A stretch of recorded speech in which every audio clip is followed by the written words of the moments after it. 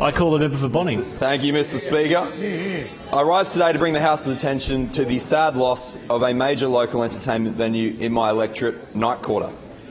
Since opening in 2015, it has given thousands of locals a festival every weekend with food, drinks, markets, entertainment, and one of the largest live music spaces on the Gold Coast. That meant it could handle artists who otherwise would have likely skipped coming to the Gold Coast. I was a regular there, and I have great memories of seeing Flight Facilities, Amy Shark, Baker Boy, the Cat Empire, and most recently... Pause the clock, please. Sorry, member. Members, if you're leaving the chamber, please do so quietly. I'm having difficulty hearing the member for Bonnie. He's quite passionate about this subject matter. Thank you, Mr. Speaker. I call the member for Bonnie. Their landlord recently asked for a significant rent increase, leading them to close their doors. The public outcry at this move has been overwhelming.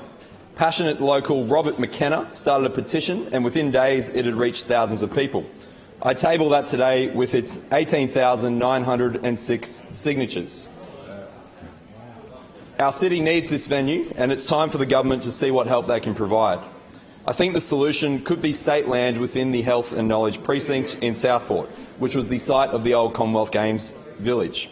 The owners, Michelle and Ian, agree, and they recently put a proposal to the government. Unfortunately, last week it was rejected by Economic Development Queensland. Tonight I call on the Minister to review this decision. Let's look at some of the facts. We've got a state-owned precinct of 9.5 hectares available for commercial use.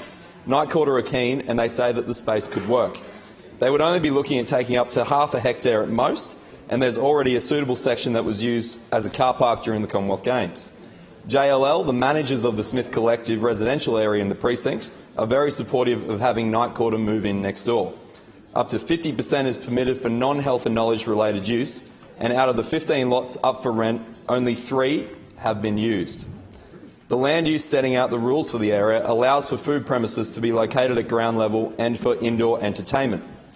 This is a chance to have a live entertainment venue within walking distance of light rail, buses, Griffith University and Australia's largest build-to-rent community.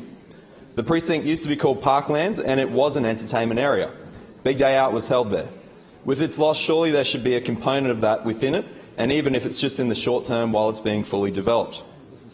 Mr. Speaker, I don't want to take away from the aims of the precinct. I fully support it and believe innovation and excellence in health is essential to bring job opportunities to our area.